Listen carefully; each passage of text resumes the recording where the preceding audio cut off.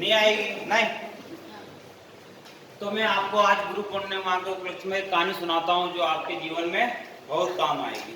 ठीक है, बहुत काम आएगी। अगर मान ली बात पकड़ना पड़ेगी, आपको ध्यान सुनोगे तो। ठीक है, तो एक कहानी है वैराग्यवती जी के बारे में। किसके बारे में? वैराग्यवती। वैराग्यवती एक महिला थी, जैसा कि नाम से पता चलता है आपको, नहीं?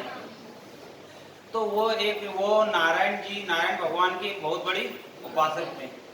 पूजा पाठ, दिन भर पूजा भक्ति में लीन रहना, नारायण नारायण, है ना। मंदिर साफ करना, मंदिर पे झाड़ू पोछा धोना, अगरबत्ती करना, भगवान के कपड़े चेंज करना, मतलब दिन भर कोई ना भारी संसारिक जीवन से कोई मतलब नहीं। लेकिन जो वैराग्यवती जी थी वो एक सक्षम घर से थी, अच्छा परिवार से थी, कोई मतलब घर पे पैसे की कमी नहीं थी, ठीक।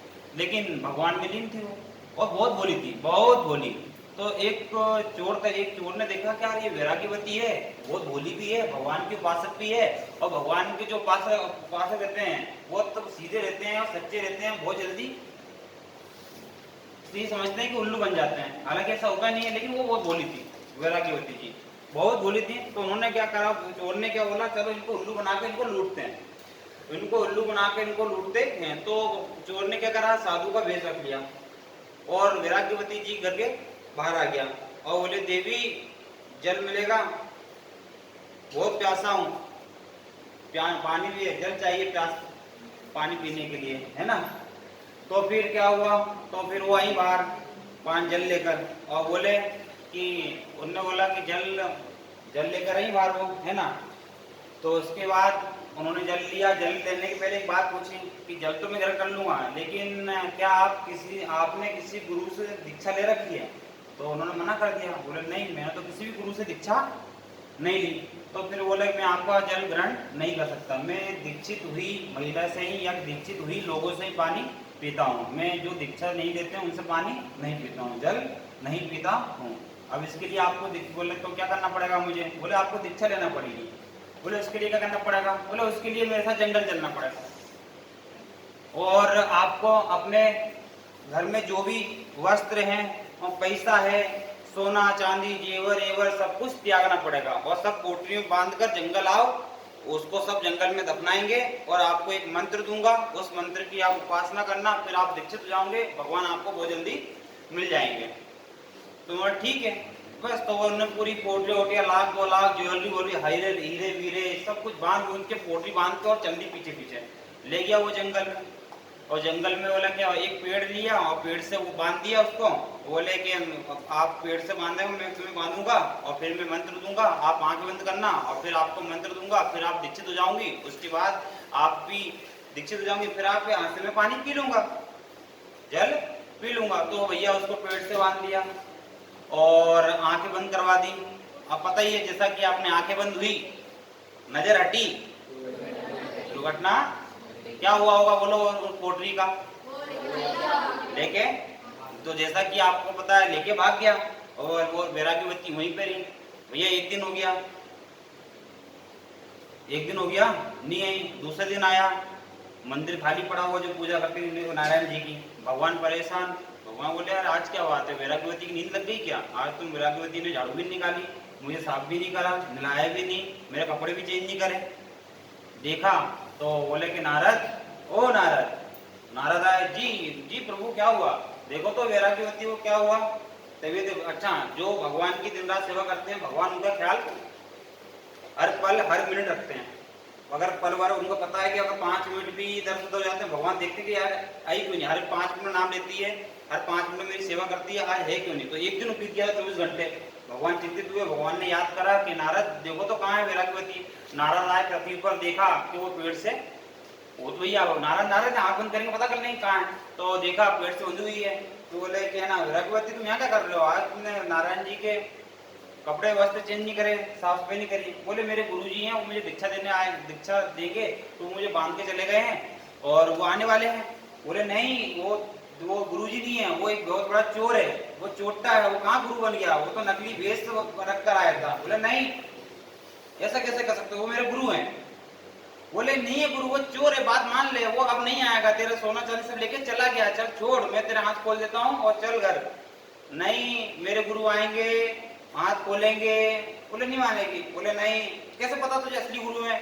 मैं इसलिए मानूंगी क्योंकि मैं बचपन से लेकर अभी तक आप भगवान की पूजा कर रही हूँ और मुझे आप तक अभी तक दर्शन नहीं हुए। देखो कितने महान गुरु हैं, मात्र 2 दिन में आपके दर्शन हो गए।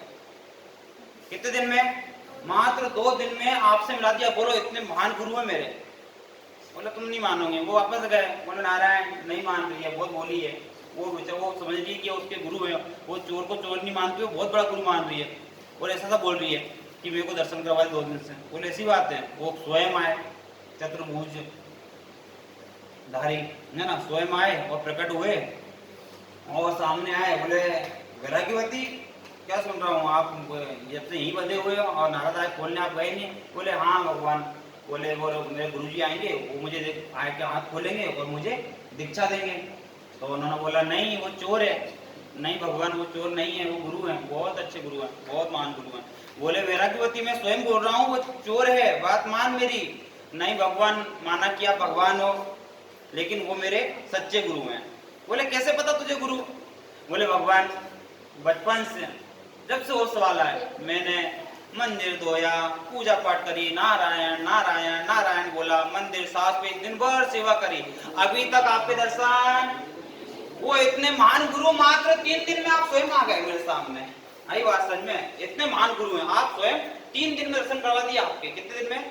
और मैं 24 सालों की पूजा करूं, आपके दर्शन नहीं हो। आप कैसे कर सकते हो? वो छोटे मोटे गुरु हैं? नहीं, वो महान गुरु हैं, वो कोई चोर नहीं है। तो फिर वो परेशान बोले अब क्या करें, अब क्या करो? भगवान का ऐसे है, भक्त कितनी भी जिद करता रहे भगवान कष्ट में देख नहीं सकते है ना। आप भले से त्याग दो, आप अपने पेरेंट्स को भले से चुप कर दो, भले से कुछ ही बोलो, लेकिन पेरेंट्स कभी आपको बुरा नहीं चाहेंगे। तो भगवान भगवान है। अब बोले अब क्या करें? वो भी परेशान। बोले नारद जाओ उस चोर को लेके आओ, कहाँ है वो चोर, देखो कहाँ है। बोले ना भगवान वो होगा कहाँ? बोले देखो कहीं ना कहीं चोरी कर रहा होगा, वो कहेगा गुरु है, देखो कहीं चोर कर रहा होगा। वो गए, देखा तो कहीं वो चोर और कहीं साइकिल चुरा रहा होगा।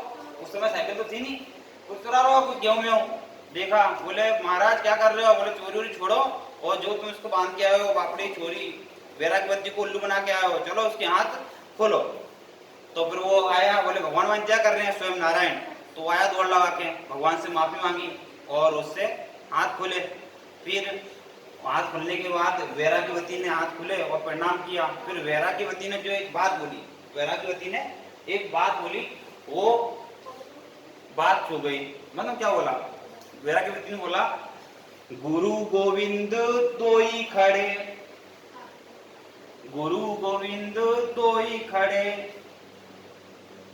फिर काके लागू पाए। गुरु गोविंद तो ही खड़े, काके लागे पाए। बलहारी गुरु आपने जो गोविंदियों मिलाए, जो गोविंदियों मिलाए। बलिहारी गुरु, बलिहारी गुरु, बलिहारी गुरु, गुरु इतना बलवान है जो गोविंद को मिलवा दिया। अर्थात इससे रीजन ये निकलता है कि भगवान से भी श्रेष्ठ कौन होता है? गुरु। तो इससे सीख ये मिलती है कि हर विद्यार्थी को, हर मनुष्य को एक गुरु अपनाना। अब वो जरूरी नहीं है वो गुरु प्रत्यक्ष में हो, आपके सामने हो, वो गुरु कोई भी हो सकता है। उस गुरु से बात करो या मत करो, उस गुरु के चरण स्पर्श करो या मत करो, उस गुरु के पास जाओ या मत जाओ, बस उस गुरु की बातों को फॉलो करो बस।